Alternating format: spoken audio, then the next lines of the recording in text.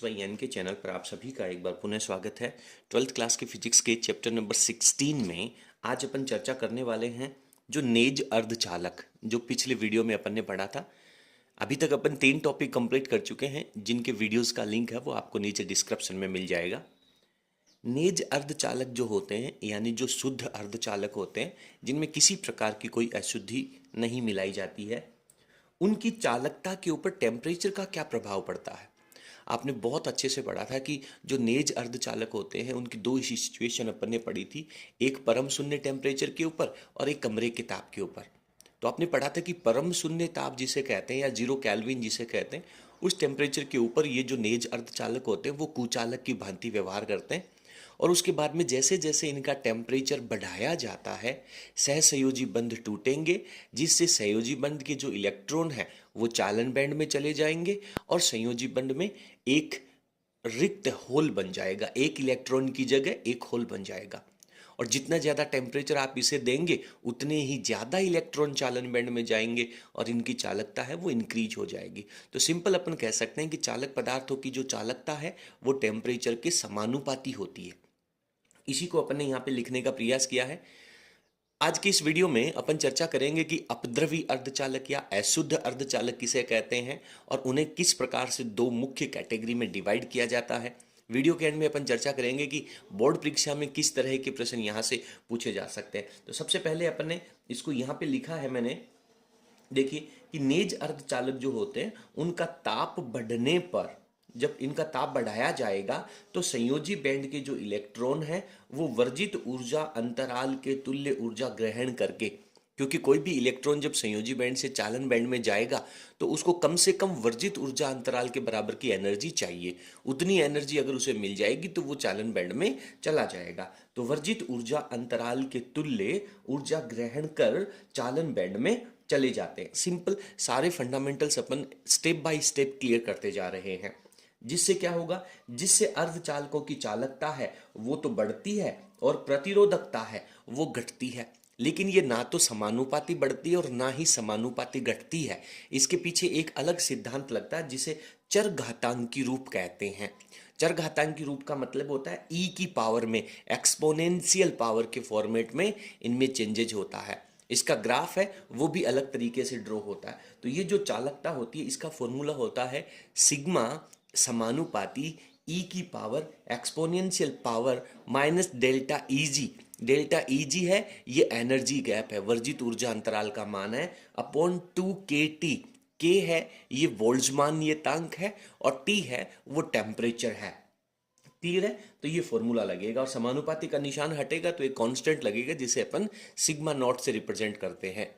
अब यहाँ पे प्रश्न इतना आता है कि अर्धचालकों की या नेज अर्धचालकों का टेम्परेचर बढ़ने पर उनकी चालकता पे क्या प्रभाव पड़ता है। तो आपको लिखना है कि नेज अर्धचालकों का तापमान बढ़ने पर उनकी चालकता बढ़ जाती है।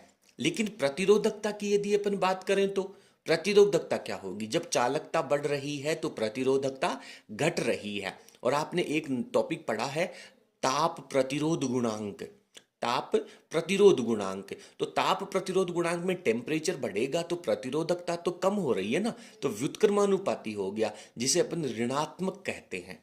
तो इसके लिए यहाँ पे एक महत्वपूर्ण लाइन आती है, इनके लिए, किसके लिए, नेज अर्धचालकों के लिए जो ताप प्रतिरोध गुणांक जिसे अपन अल्फा से प्रदर्शित करते हैं उसका मान ऋणात्मक होता है। तो दो तरह के प्रश्न यहाँ से पूछे जाते हैं, एक ताप प्रतिरोध गुणांक कैसा होता है और एक टेम्परेचर बढ़ने पर चालकता कैसे परिवर्तित होती है।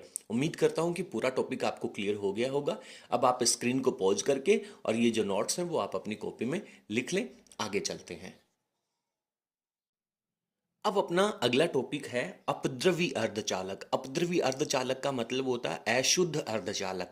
अशुद्ध अर्धचालक का मतलब हो गया कि जो आपके पास नेज अर्धचालक था, शुद्ध अर्धचालक था, उसमें कुछ अशुद्धियां मिलाई जाएंगी। अब बात करते हैं कि सर अशुद्धियां मिलाने की नौबत क्यों आई, जरूरत क्यों पड़ी। देखिए नेज अर्धचालक में आपने पढ़ा कि जब उनका टेम्परेचर बढ़ेगा तो संयोजी बैंड के इलेक्ट्रॉन चालन बैंड में जाएंगे और उनकी कुछ चालकता बढ़ जाएगी। यानी कि नेज अर्धचालक जो होते हैं उनकी चालकता बहुत कम होती है और जो कि टेम्परेचर के बढ़ने पर बढ़ती है। अब हमें क्या चाहिए, हमें चाहिए कि जो नेज अर्धचालक हैं उनकी चालकता अपन बढ़ा दें। तो अर्धचालकों की चालकता बढ़ाने के लिए उनमें कुछ अशुद्धियां मिलाई जाएंगी। अब आपके दिमाग में प्रश्न आ रहा होगा, और नहीं आ रहा तो आना चाहिए, कि सर अशुद्धियां मिलाने से चालकता कैसे बढ़ जाएगी। चालकता बढ़ने का मतलब तो है कि मुक्त इलेक्ट्रॉनों की संख्या में वृद्धि होना या फिर होलों की संख्या में वृद्धि होना, लेकिन अशुद्धियां मिलाने से ऐसा कैसे संभव है। तो इसके लिए आपको जब ये टॉपिक पढ़ेंगे तो आपके जो दिमाग में डाउट्स हैं, जो क्वेश्चन हैं, जो इच्छाएं हैं, वो आप लोगों को आंसर मिल जाएगा। सबसे पहले अपन पढ़ते हैं कि अपद्रवी अर्धचालक कहते किसे हैं, अशुद्ध अर्धचालक कहते किसे हैं। जब नेज अर्धचालकों में कुछ अशुद्धियां मिलाई जाती हैं, अब अशुद्धियां का मतलब ये नहीं है कि मुट्ठी भर के आप उनमें मिट्टी डाल दो। हाँ, अशुद्धियों का मतलब है उनके पीछे कुछ रिस्ट्रिक्शंस हैं, लिमिटेशंस हैं, कितनी मात्रा में अशुद्धियां मिलानी है और कौन से वर्ग की अशुद्धियां मिलानी है, कौन कौन से तत्व आप उनमें मिला सकते हैं। तो इसकी डेफिनेशन मैंने यहाँ पे लिखी है, देखिए पढ़ते हैं कि शुद्ध अर्धचालकों की चालकता बहुत कम होती है। ये बात आपको पता होनी चाहिए। तो फिर क्या करें, शुद्ध अर्धचालकों की चालकता कम होती है, इनकी चालकता बढ़ाने के लिए इनमें अशुद्धियां मिलाई जाती हैं। अब अशुद्धियों का मतलब कीचड़ नहीं मिलाया जाता है, आप आगे पढ़ेंगे कि किस तरीके की नियमों के द्वारा इनमें अशुद्धियां मिलाई जाती हैं। तो अशुद्धियां मिलाई जाती हैं और अशुद्धियां मिलाने की जो प्रक्रिया है, एक निश्चित प्रोसेस के द्वारा ही अशुद्धियां मिलाई जाती हैं। उस प्रोसेस को डोपिंग कहते हैं या अपमिश्रण कहते हैं या फिर मादन कहते हैं। ये तीनों नामों से जाना जाता है अशुद्धि मिलाने की प्रक्रिया को। हालांकि एग्जाम में कभी भी ये शब्द आपसे डेफिनेशन नहीं पूछी जाएगी, पर बार बार अपन इनका यूज करेंगे तो आपको इनका पता होना जरूरी है। तो ये विधियां कहलाती हैं, ठीक है। तो अभी तक अपन ने अर्धचालक, अपद्रवी अर्धचालक नहीं पढ़ा है। अपद्रवी अर्धचालक का केवल थोड़ा सा कॉन्सेप्ट इसकी जरूरत पड़ी है कि शुद्ध अर्धचालकों की चालकता बहुत कम होती है, इनकी चालकता बढ़ाने के लिए इनमें अशुद्धियां मिलाई जाती हैं और अशुद्धि मिलाने की जो प्रक्रिया है उसे डोपिंग, अपमिश्रण या फिर मादन कहते हैं, ठीक है। चलिए आगे चलते हैं। जिस तरह से आप लोगों ने पढ़ा था कि सर शुद्ध अर्धचालकों के अंदर एक अनुपात निश्चित होता है कि अशुद्धि परमाणुओं की संख्या 1 और नेज अर्धचालक परमाणुओं की संख्या 10 की पावर 8। अगर इतनी अनुपात है तब तक तो आप उसे नेज अर्धचालक कहेंगे। अब आप कर क्या रहे हो, नेज अर्धचालकों के परमाणुओं की संख्या तो वही है, क्या बढ़ा रहे हो, अब आप अशुद्धि परमाणुओं की संख्या बढ़ा रहे हो। तो अशुद्धि परमाणुओं की संख्या जब आप बढ़ाएंगे तो देखिए, मैं आपको पहले इसमें एक्सप्लेन करके थोड़ा सा बता देता हूं करना क्या है। करना यह है कि पिछली बार आपके पास अनुपात था 1:10 की पावर 8, ठीक है। और अब आपको क्या करना है कि इस 1 की जगह 100 परमाणु आप अशुद्धियों की मिला दें। एक परमाणु तो इसमें पहले से था ही सही, 99 परमाणु और मिला दें, तो ये 1 की जगह संख्या हो जाएगी 100 और ये संख्या रह जाएगी 10 की पावर 8।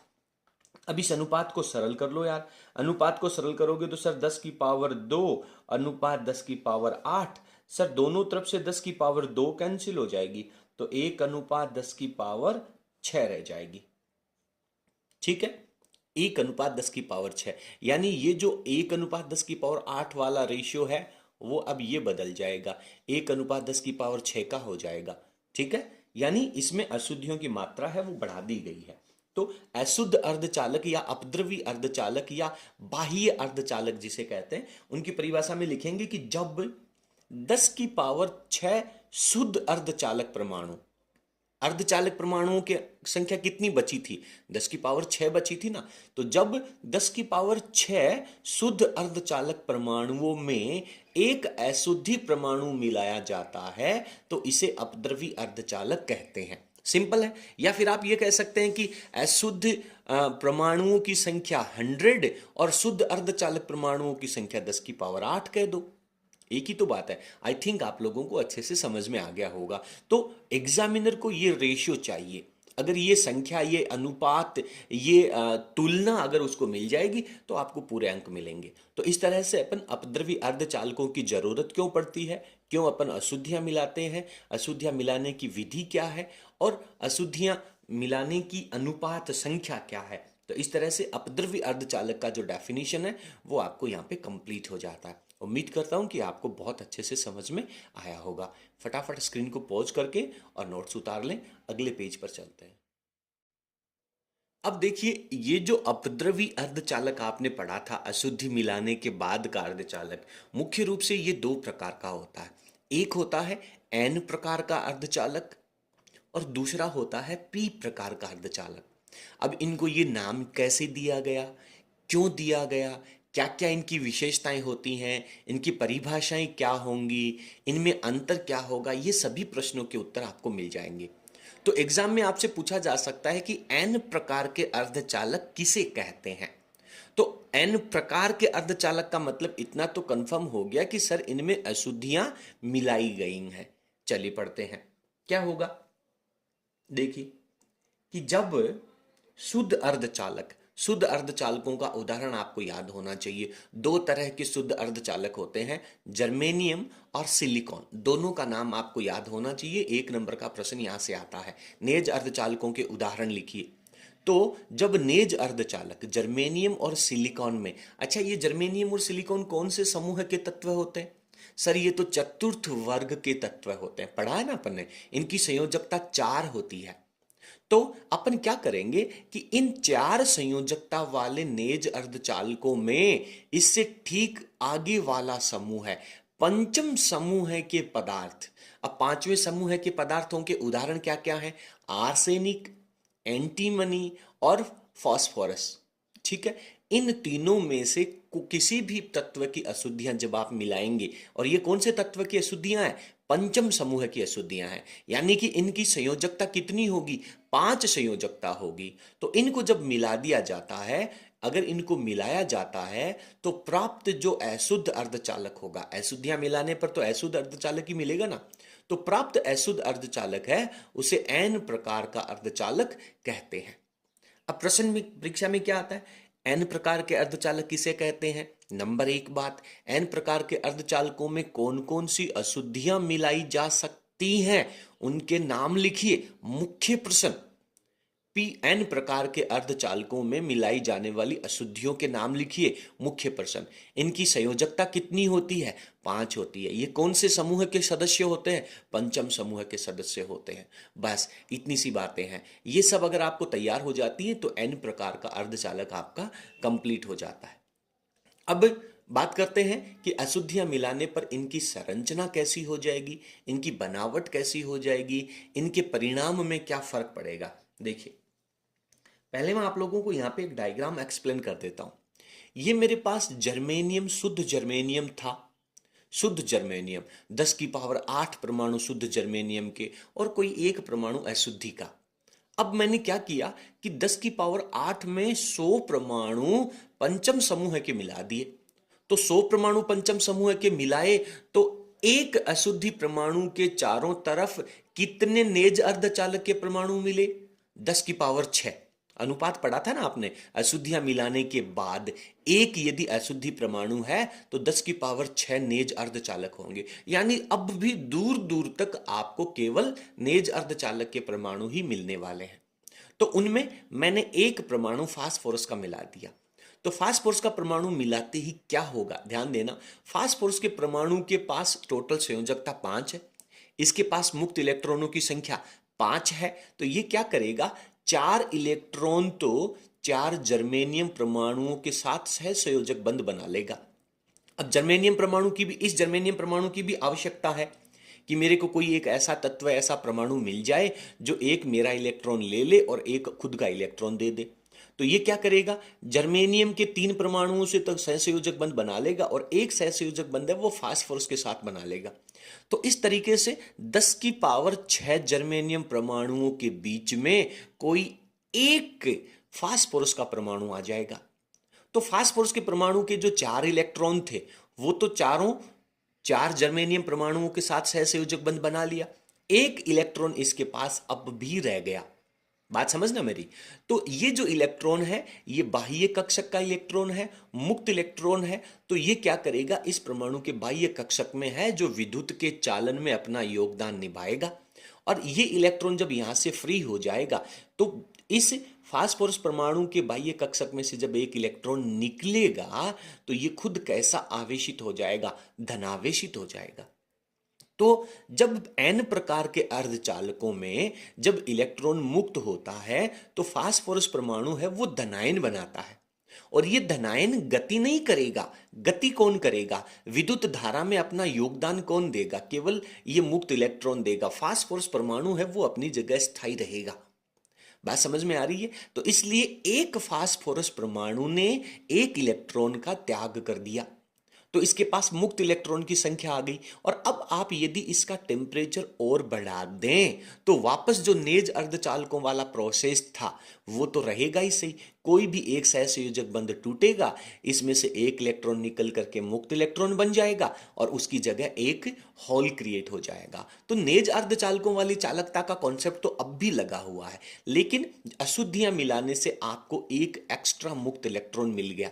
ये तो केवल एक परमाणु की वजह से है। और अभी आपने कितने परमाणु मिलाए थे? सर लगभग अशुद्धि के 100 परमाणु मिलाए थे, है ना?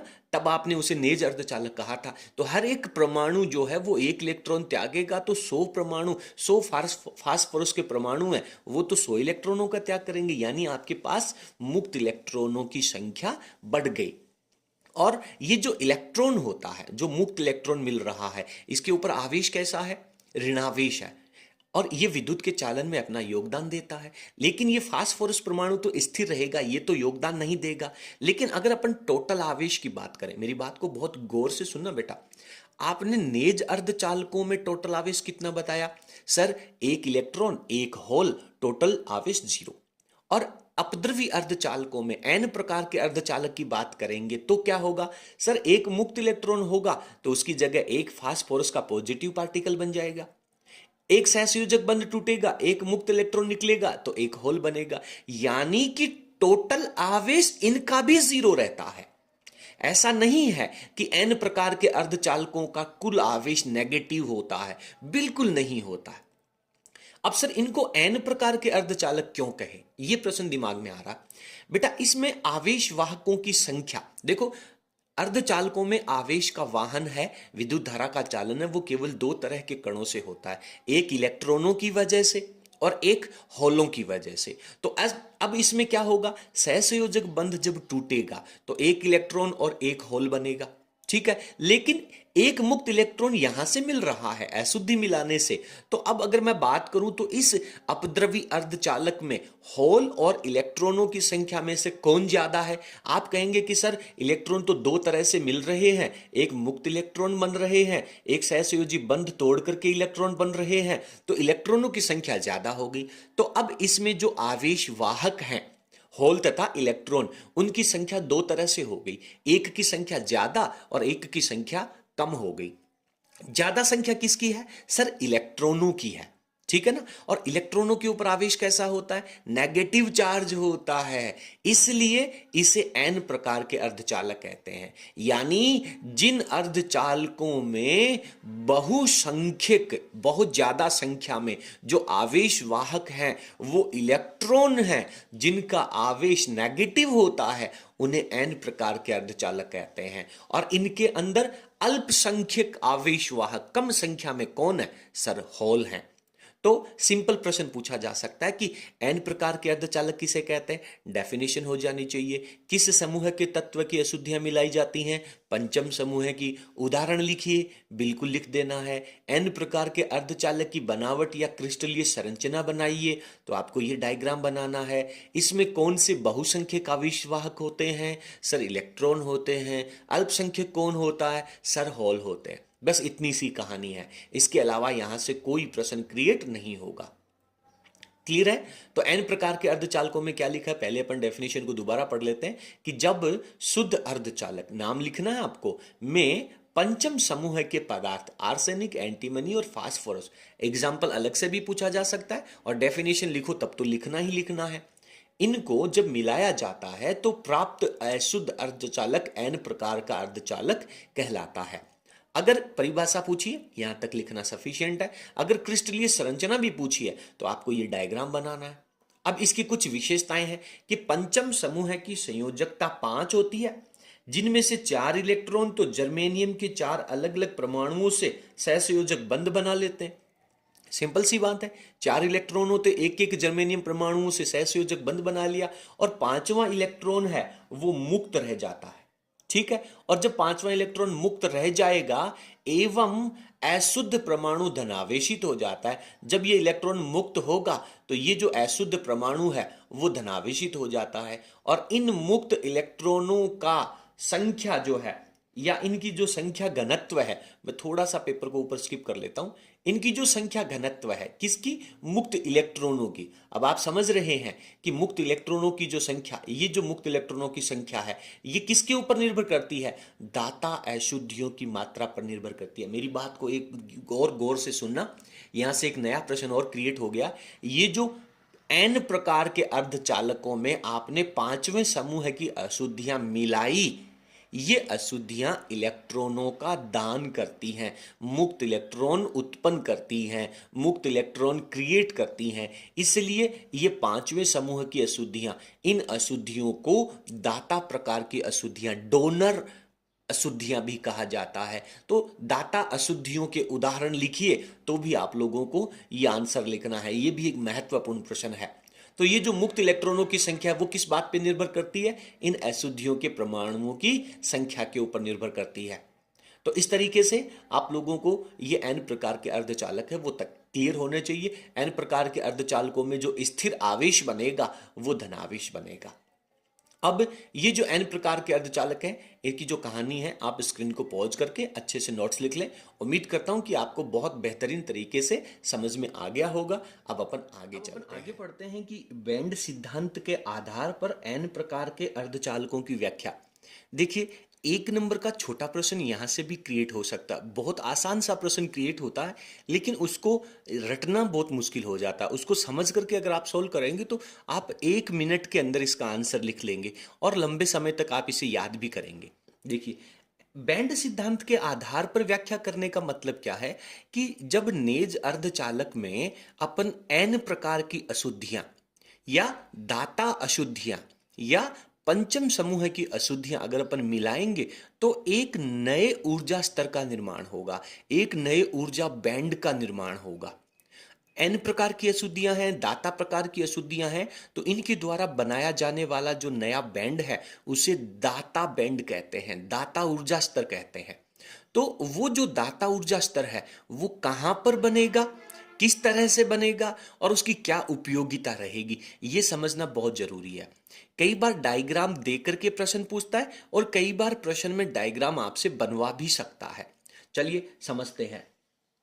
तो अपन ने एक बात पढ़ी है क्या, कि जब नेज अर्धचालक में दाता प्रकार की अशुद्धियां मिला देते हैं, कौन से, पंचम समूह की अशुद्धियां अगर मिला देते हैं तो दाता परमाणु जो है वो चालन बैंड के नीचे, चालन बैंड से थोड़ा सा नीचे, चालन बैंड जो होता है ना ऊपर वाला, उससे थोड़ा सा नीचे, निम्न ऊर्जा स्तर से अल्प नीचे। देखिए, चालन बैंड है उसकी भी 2 तरह की ऊर्जाएं होती हैं, एक नीचे वाली लेवल और एक ऊपर वाला लेवल। तो चालन बैंड की एनर्जी हालांकि संयोजी बैंड से ज्यादा होती है, लेकिन जो चालन बैंड का नीचे वाला किनारा है उससे थोड़ा सा नीचे की तरफ, यानी चालन बैंड के निम्नतम ऊर्जा स्तर से अल्प नीचे दाता ऊर्जा स्तर का निर्माण करते हैं। कैसे, देखिए आपको मैं डायग्राम में बता देता हूं। पहले आपने टेम्परेचर कह दिया, टेम्परेचर कितना है इनका, 0 केल्विन से ज्यादा है, ये यहां पे संयोजी बैंड आपका कंप्लीट हो जाता है। ठीक है, ये संयोजी बैंड यहां से लेकर के यहां तक आपका संयोजी बैंड है, इसमें बहुत सारे इलेक्ट्रॉन हैं और ये ऊपर, इसके ऊपर है चालन बैंड। ठीक है, तो ये जो डॉटेड लाइन आपको नजर आ रही है ये क्या है, चालन बैंड के निम्नतम ऊर्जा स्तर से थोड़ा सा नीचे, यहां पे मैं लिख देता हूं दाता ऊर्जा स्तर। ठीक है, दाता ऊर्जा स्तर का निर्माण होता है यहां पर। तो ये जो दाता ऊर्जा स्तर है इसमें कौन रहेंगे, इसमें वो जो मुक्त इलेक्ट्रॉन है, और मुक्त इलेक्ट्रॉनों के त्यागने की वजह जो फास्फोरस परमाणु है वो पॉजिटिव आवेश बना लेता है, धनावेश बना लेता है। तो इसके जो मुक्त इलेक्ट्रॉन है, ये जो फास्फोरस परमाणु है, ये दाता ऊर्जा स्तर का निर्माण करते हैं, जो कि चालन बैंड से थोड़ा सा नीचे होता है। इनके इलेक्ट्रॉन किस में चले जाते हैं? चालन बैंड में चले जाते हैं, और इलेक्ट्रॉन चालन बैंड में जाने से फास्फोरस परमाणु क्या हो जाएगा? धनावेशित हो जाएगा।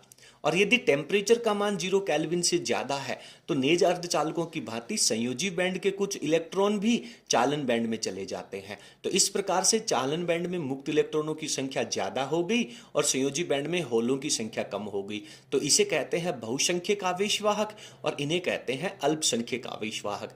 तो प्रश्न कैसे आता है? कई बार ये डायग्राम बना करके और यहाँ पे डॉटेड लाइन दे देता है और कहता है कि ये कौन सा ऊर्जा स्तर है, तो आपको लिखना होता है दाता ऊर्जा स्तर है। या फिर कहता है कि चित्र बना करके दाता ऊर्जा स्तर को प्रदर्शित कीजिए, तो आपको चालन बैंड से थोड़ा सा नीचे यहाँ पे दाता ऊर्जा स्तर बनाना है। समझ में आ गया होगा कि दाता ऊर्जा स्तर कहाँ होगा। बेसिकली दाता ऊर्जा स्तर है वो आवेशों को डोनेट करेगा, इलेक्ट्रॉनों को डोनेट करेगा, और इलेक्ट्रॉन कहाँ जाएंगे? चालन बैंड में जाएंगे, और आसानी से चालन बैंड में चले जाने चाहिए। इसलिए चालन बैंड के ठीक नीचे दाता ऊर्जा स्तर का निर्माण होता है। ठीक है, दाता ऊर्जा स्तर का निर्माण करते हैं, ये अपन ने पढ़ लिया। इन दाता ऊर्जा स्तरों से इलेक्ट्रॉन जो है वो उसमें ऊर्जा ग्रहण करके आसानी से चालन बैंड में चले जाते हैं।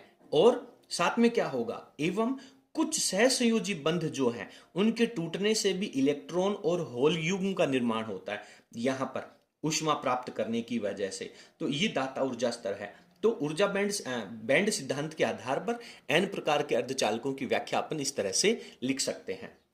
इसमें अपने को दो चीजें और लिखनी है। क्या? एक तो बहुसंख्यक आवेशवाहक कौन होंगे? सर इलेक्ट्रॉन होंगे। किसमें? दाता प्रकार के अर्धचालकों में या एन प्रकार के अर्धचालकों में। अल्पसंख्यक आवेशवाहक कौन होते हैं? होल होते हैं। और साथ में आपको यह भी पढ़ना है कि इनके अंदर कुल आवेश कितना होगा। इन दाता प्रकार के अर्धचालकों के अंदर, एन प्रकार के अर्धचालकों में टोटल चार्ज कितना होगा? एक इलेक्ट्रॉन है तो एक होल बनेगा, एक मुक्त इलेक्ट्रॉन है तो एक पॉजिटिव आवेश बनेगा, तो टोटल चार्ज इनका भी 0 रहेगा। तो कुल आवेश जो होता है वो इनका 0 होता है। तो ये बैंड सिद्धांत के आधार पर एन प्रकार के अर्धचालकों की व्याख्या है। ठीक है, इतना सा आप लोगों को लिखना है। अब आप फटाफट स्क्रीन को पॉज करके और इतनी कहानी को लिख लीजिए। 2 लाइनें इसमें अपन और पढ़ने वाले हैं। अब देखिए, इसके आगे अपन पढ़ते हैं कि इनकी एक और संरचना भी होती है। थोड़ी सी इनकी संरचना को भी पढ़ते हैं। देखिए किस तरह से। ये मेरे पास एन प्रकार का अर्धचालक है, तो हर एक फास्फोरस परमाणु है वो इलेक्ट्रॉन, मुक्त इलेक्ट्रॉन रखता है अपने पास में, और जब मुक्त इलेक्ट्रॉन निकलेगा तो खुद पॉजिटिव आवेश बनाएगा। तो जितने मुक्त इलेक्ट्रॉन हैं उतने पॉजिटिव आवेश भी होने चाहिए। साथ में क्या होगा कि कुछ सहसंयोजक बंध भी टूटेंगे। तो मान लीजिए कि एक सहसंयोजक बंध टूटने से होल बन रहा है और इलेक्ट्रॉन भी युग्म के रूप में उत्पादित होता है, तो एक इलेक्ट्रॉन बनेगा। तो ये एक इलेक्ट्रॉन और एक ये होल। इसी प्रकार से इसके अंदर यहां से भी एक सहसंयोजक बंध टूट करके होल बन रहा है और कहीं पर एक इलेक्ट्रॉन उत्सर्जित करेगा। तो जब एन प्रकार के अर्धचालक की आप बात करेंगे तो उसमें जो धनावेश हैं और होल हैं, इनकी संख्या, धनावेश और होलों की संख्याओं का जो योग है वो इन इलेक्ट्रॉनों की संख्याओं के योग के बराबर होना चाहिए, और इनका टोटल चार्ज कितना होना चाहिए? 0 होना चाहिए।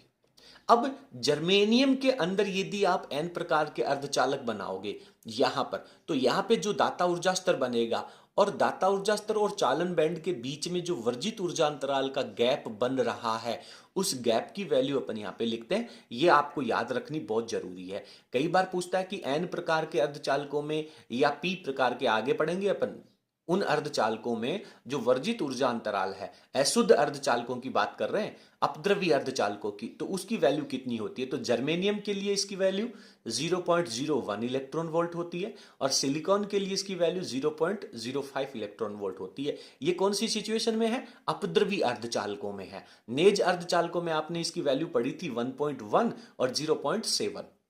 1.1 किसकी थी? सिलिकॉन की। जर्मेनियम की कितनी थी? 0.7 इलेक्ट्रॉन वोल्ट की थी।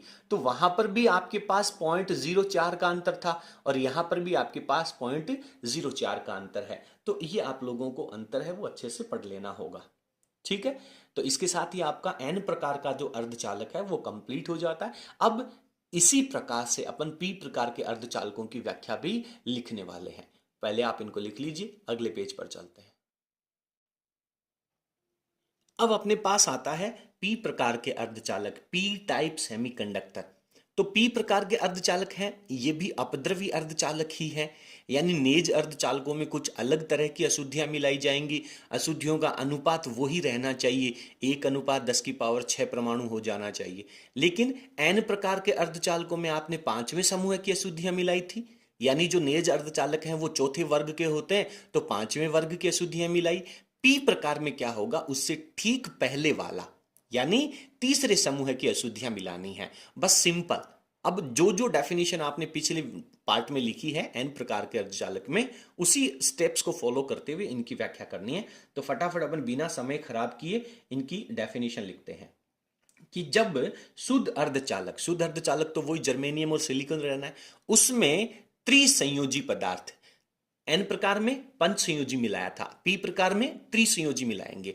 तो त्रिसंयोजी पदार्थ जैसे एल्यूमिनियम, बोरॉन और इंडियम, इनको या फिर गैलियम भी होता है, इनको जब अशुद्धि के रूप में मिलाया जाए तो प्राप्त होने वाला जो अर्धचालक है वो पी प्रकार का अर्धचालक कहलाता है। डेफिनेशन क्लियर है।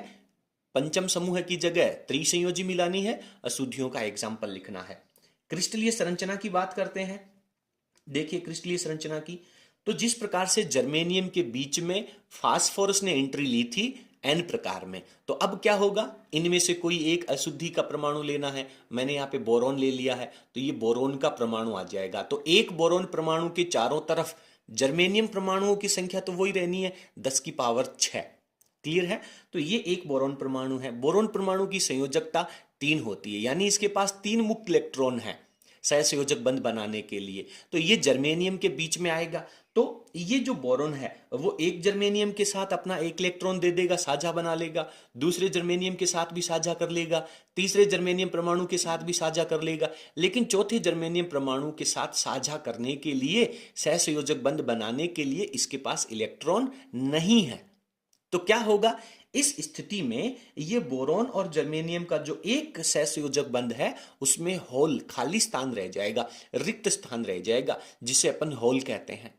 और ये जो बोरॉन परमाणु है, इस बोरॉन परमाणु के साथ इस जर्मेनियम परमाणु का इलेक्ट्रॉन आने की वजह से बोरॉन परमाणु के ऊपर नेगेटिव चार्ज आ जाएगा, यानी बोरॉन है वो ऋणावेशित कण बन जाएगा, ऋणावेश बन जाएगा, और उसके साथ में एक होल का निर्माण होगा।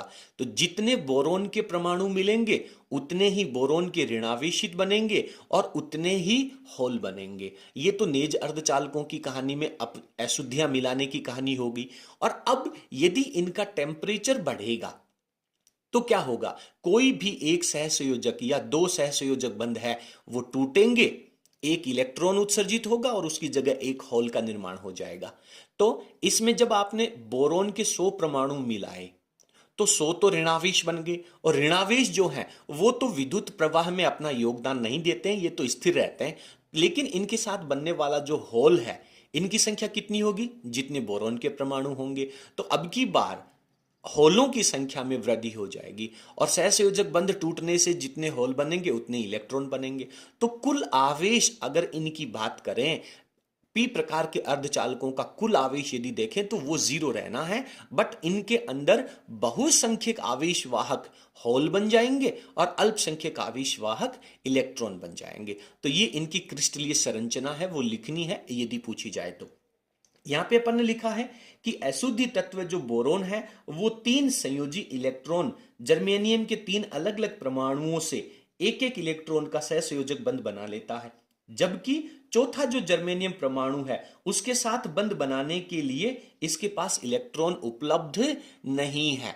बात समझ में आ रही है, इसके पास इलेक्ट्रॉन उपलब्ध नहीं है, जिससे क्या होगा, यहां पर होल बनेगा। ये जो जर्मेनियम परमाणु है इसके पास सहसंयोजक बंध बनाने के लिए इस बोरॉन के पास एक इलेक्ट्रॉन की कमी है, इसलिए यहां पे होल बन जाएगा। अब आप स्क्रीन को पॉज करके और ये नोट्स लिख लें और अच्छे से इनको समझ लें। क्लियर है, उसके बाद में अपन आगे चलते हैं। फटाफट स्क्रीन को पॉज करके लिख लें। और अंत में अपन ये पढ़ेंगे कि यहां पे होल का निर्माण होगा ही होगा। और इन्हें क्या कहते हैं, ये जो त्रिसंयोजी अशुद्धियां हैं, बोरॉन है, एल्यूमिनियम है, इंडियम है, गैलियम है, इन्हें ग्राही अशुद्धियां कहते हैं। एन प्रकार के अर्धचालकों में जो अशुद्धियां मिलाई थी उन्हें दाता अशुद्धियां, डोनर अशुद्धियां कहा था, और इन्हें अपन ग्राही अशुद्धियां कहेंगे। क्यों? क्योंकि इनके पास एक इलेक्ट्रॉन की कमी है, ये एक जर्मेनियम के परमाणु के साथ इलेक्ट्रॉन से साझा कर रहे हैं और उस जर्मेनियम परमाणु के इलेक्ट्रॉन की वजह से इनके ऊपर ऋणावेश आ जाएगा, तो इन्हें ग्राही अशुद्धियां कहते हैं। ठीक है, इसके आधार पर जो अपने दाता ऊर्जा स्तर वाली कहानी पढ़ी थी एन प्रकार में, ठीक उसी तरीके से बैंड सिद्धांत के आधार पर पी प्रकार के अर्धचालकों की व्याख्या भी पढ़ने वाले हैं। पहले अपन इसका डायग्राम पढ़ लेते हैं और उसके बाद में अपन इसकी व्याख्या करेंगे। देखिए, ये मैंने T का मान 0 केल्विन से ज्यादा लिया है। ये मेरे पास यहां से लेके यहां तक ये सहसंयोजी बंध है, संयोजकता बैंड है। ठीक है, और इसके ऊपर, इससे ऊपर लेकर के ये चालन बैंड है और इनके बीच में क्या है? वर्जित ऊर्जा अंतराल है। तो क्या होगा? ये जो ग्राही अशुद्धियां हैं ये क्या कर लेंगी? सहसंयोजी बंध से जो संयोजी बैंड है उसकी जो उच्चतम ऊर्जा स्तर है उससे थोड़ा सा ऊपर, ध्यान देना, थोड़ा सा ऊपर यहां पर ग्राही ऊर्जा स्तर का निर्माण हो जाएगा। तो क्या होगा? जो बोरोन है, जो ऋणावेशित बन रहा है, वो ग्राही ऊर्जा स्तर में चला जाएगा और संयोजी बैंड में एक एक होल का निर्माण कर देगा। और टेम्परेचर ज्यादा होने के कारण संयोजी बैंड के जो बंध है वो टूटने से इलेक्ट्रॉन और होल का युग्म बनेगा। तो जितने मुक्त इलेक्ट्रॉन बनेंगे उतने ही होल बनेंगे। इलेक्ट्रॉन चालन बैंड में चले जाएंगे और होल हैं वो संयोजी बैंड में रह जाएंगे। होल हमेशा संयोजी बैंड में ही रहते हैं, चालन बैंड में होल नहीं होता है। क्लियर है? तो इनके अगर कुल आवेश की बात करें तो जितने इलेक्ट्रॉन और ऋणावेशित कण हैं इनका योग और होलों की संख्याओं का योग बराबर होता है। तो इनमें बहुसंख्यक आवेश वाहक के रूप में, किसमें? पी प्रकार के अर्धचालकों में बहुसंख्यक आवेश वाहक के रूप में होल होते हैं और अल्पसंख्यक आवेश वाहक के रूप में इलेक्ट्रॉन होते हैं। क्लियर है? चलिए पढ़ते हैं कि जब नेज अर्धचालकों में ग्राही अशुद्धियां मिलाई जाती हैं, ग्राही अशुद्धियां कौन सी? तीसरे समूह है की। जब ये अशुद्धियां मिलाई जाएंगी तो ग्राही परमाणु जो हैं वो संयोजकता बैंड का जो सबसे ऊपरी ऊर्जा स्तर है, ये संयोजकता बैंड का ऊपरी ऊर्जा स्तर है, इससे थोड़ा सा ऊपर, संयोजकता बैंड का जो सबसे ऊपरी ऊर्जा स्तर है उससे अल्प ऊपर ग्राही ऊर्जा स्तर का निर्माण करते हैं। कई बार एग्जाम में ये डायग्राम दे दिया जाता है, यहाँ पे डॉटेड लाइन बनाई जाती है और आपसे पूछता है कि ये कौन सा ऊर्जा स्तर है, तो आपको कहना है ये ग्राही ऊर्जा स्तर है या फिर ग्राही ऊर्जा स्तर की संरचना बनाइए। दैट टाइम आपको ये चित्र बनाना होता है। संयोजकता बैंड के जो इलेक्ट्रॉन हैं वो इस ग्राही ऊर्जा स्तर में संक्रमण कर जाते हैं। ये जो संयोजकता बैंड है इसके कुछ इलेक्ट्रॉन ऊर्जा पाकर के चालन बैंड में चले जाते हैं और संयोजकता बैंड के इलेक्ट्रॉन हैं वो इस ग्राही ऊर्जा स्तर में संक्रमण कर जाते हैं। इलेक्ट्रॉन का मतलब कौन है? यहाँ पे जो ऋणावेशित कण है, जो बोरोन के कण है, वो इस ग्राही ऊर्जा स्तर में चले जाएंगे और यहाँ के कुछ बंध टूट करके चालन बैंड में इलेक्ट्रॉन चले जाएंगे, जिससे संयोजकता बैंड में होल का निर्माण होता है। संयोजकता बैंड में होल का निर्माण दो तरह से होगा, एक तो इलेक्ट्रॉन चालन बैंड में जाएंगे और एक जो ऋणावेशित कण है वो ग्राही ऊर्जा स्तर में चले जाएंगे। तो इस तरीके से आपको इसका डायग्राम भी बनाना है। फटाफट आप स्क्रीन को पॉज करके और ये कहानी लिख लें, उसके बाद में थोड़ा सा पार्ट बचा उसको भी क्लियर करते हैं। अब देखिए आगे, जिस तरह से आप लोगों ने पी प्रकार के अर्धचालकों में, एन प्रकार के अर्धचालकों में चित्र बनाया था, उसी प्रकार से इनमें पी प्रकार में भी बनाना है। जितने बोरोन के ऋणावेशित कण है, हर एक बोरोन का ऋणावेशित कण अपने साथ होल रखेगा और कुछ सहसंयोजक बंध टूटेंगे तो मुक्त इलेक्ट्रॉनों का निर्माण होगा और उनके साथ में कुछ होलों का निर्माण भी होगा। तो इन ऋणावेशित कणों का योग और इलेक्ट्रॉनों का योग, इन दोनों के जो योग की संख्या है वो होलों की संख्या के बराबर होगी। तो पी प्रकार के अर्धचालकों में बहुसंख्यक आवेश वाहक के रूप में कौन काम करता है? होल करते हैं और अल्पसंख्यक आवेश वाहक के रूप में इलेक्ट्रॉन काम करते हैं। तो इस प्रकार से आज के वीडियो में आपने चालकता, अर्धचालकों के ऊपर तापमान का प्रभाव पड़ा, उनकी चालकता के ऊपर तापमान का प्रभाव पड़ा, अपद्रव्य अर्धचालक किसे कहते हैं, अशुद्ध अर्धचालक किसे कहते हैं, कितने प्रकार के होते हैं, कौन कौन से समूह की अशुद्धियां मिलाई जाती हैं। तो इस तरह के प्रश्न आपने क्लियर कर लिए हैं। आज की इस वीडियो से बोर्ड परीक्षा में आपको 1 नंबर का निश्चित रूप से प्रश्न मिलने वाला है उम्मीद करता हूं कि पूरा टॉपिक आप सबको बहुत अच्छे से क्लियर हो गया होगा। यदि आपको हमारा आज का वीडियो पसंद आया हो तो प्लीज़ आप इसे लाइक जरूर करें, और आप सबसे अनुरोध है कि प्लीज़ आप वीडियो का जो लिंक है वो अपने सभी फ्रेंड्स के साथ शेयर करें। यदि आप चैनल पर नए हैं तो प्लीज़ चैनल को सब्सक्राइब कर बेल आइकन को प्रेस करें ताकि आगे आने वाले वीडियो का नोटिफिकेशन भी आपको समय पर उपलब्ध हो सके। बहुत बहुत धन्यवाद। Thank you.